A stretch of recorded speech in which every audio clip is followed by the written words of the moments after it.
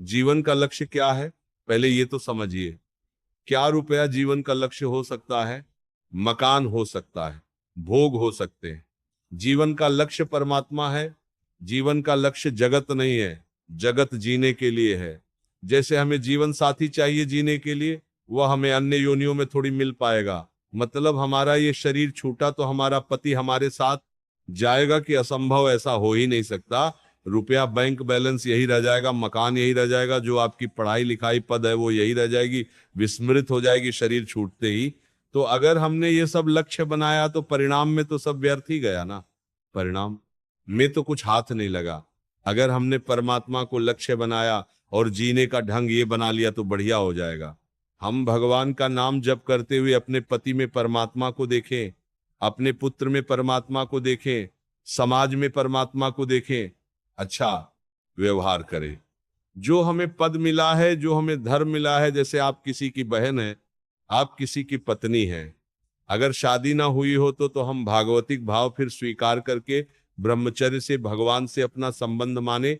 भगवान को हम पुत्र मान सकते हैं, भगवान को हम पिता मान सकते हैं, भगवान को हम माँ मान सकते हैं। भगवान ही तो दुर्गा रूप में है, भगवान को ही हम अपना पति मान सकते हैं। जो संबंध चाहो भगवान से कर सकते हो।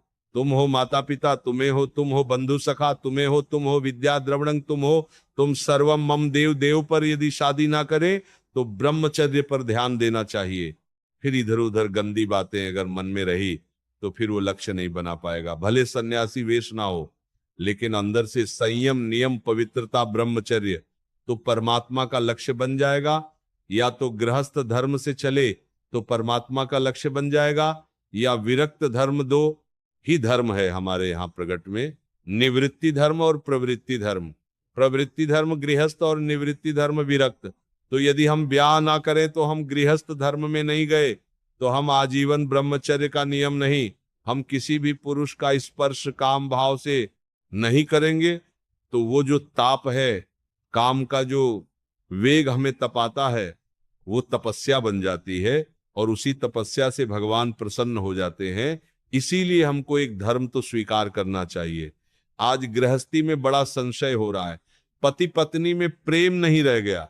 जब पति को देखती है कि दूसरी लड़की से, स्त्री से, या पति देखता है कि दूसरे पुरुष से, तो दोनों का मन अशांत हो जाता है। या तो संबंध विच्छेद तलाक में उतर जाते हैं या फिर हिंसा में उतर जाते हैं। तो गृहस्थ धर्म भी बड़ा अब संशयपूर्ण है। बहुत ज्यादा विवाह विच्छेद बहुत ज्यादा हो, हाँ, और हिंसाएं भी हो रही हैं। आप देखिए, क्योंकि हमारे देश में ये सूट नहीं करेगा सूत्र। हमारा देश धर्म प्रधान है, ये विदेश में चलेगा, भारत में नहीं चलेगा। विदेश में ऐसा होता होगा, भारत में नहीं चलेगा। तो भारत में दो मार्ग बनाए गए, एक प्रवृत्ति मार्ग धर्म ग्रंथों के द्वारा और एक निवृत्ति मार्ग। यदि हम प्रवृत्ति में जाएं तो एक पुरुष को पति रूप में स्वीकार कर धर्म पूर्वक आजीवन, एक पत्नी को स्वीकार करके धर्म पूर्वक आजीवन प्यार में जीवन व्यतीत करें, यह हमारा सनातन धर्म कहता है।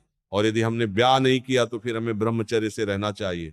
तो यदि हम ब्याह ना करें तो ब्रह्मचर्य से रहे, अपने जीवन को पवित्र करके भगवान के चरणों में समर्पित कर दें। जैसे भीष्म जी ने अंतिम समय भगवान श्री कृष्ण से कहा, हे श्री कृष्ण, यह मेरी बुद्धि रूपी कुंवारी कन्या, आज तक किसी का वर्णन नहीं किया, अब अंतिम समय है। हे श्री कृष्ण, मेरी इस बुद्धि को आप स्वीकार करें, क्योंकि आज तक मेरी बुद्धि कभी विषयों में दूषित नहीं हुई। यह पतिव्रता है, आप इसे स्वीकार करें तो हम अपने जीवन रूपी धरोहर को, ये धरोहर है भगवान की, यदि हम ब्याह ना करें तो इसे ब्रह्मचर्य से पवित्र रखते हुए भगवान के चरणों में समर्पित कर दे। भले भस्म ना बदले, लेकिन उद्देश्य तो बदल ही जाना चाहिए। अगर उद्देश्य ना बदला तो भयानक करने का मतलब फिर क्या रह गया? ना आप गृहस्थी रह गए, ना आप विरक्ति रह गए, तो ना इधर के ना उधर के, दोनों तरह से चले गए। गृहस्थी में कम से कम एक धर्म का पालन, विरक्ति में अपने धर्म का पालन। तो जो पुरुष या जो स्त्री ब्याह ना करे, उसे ब्रह्मचर्य का आश्रय लेकर भले समाज में रहे, ब्रह्मचर्य का आश्रय लेकर पवित्र जीवन व्यतीत करते हुए समाज सेवा करनी चाहिए।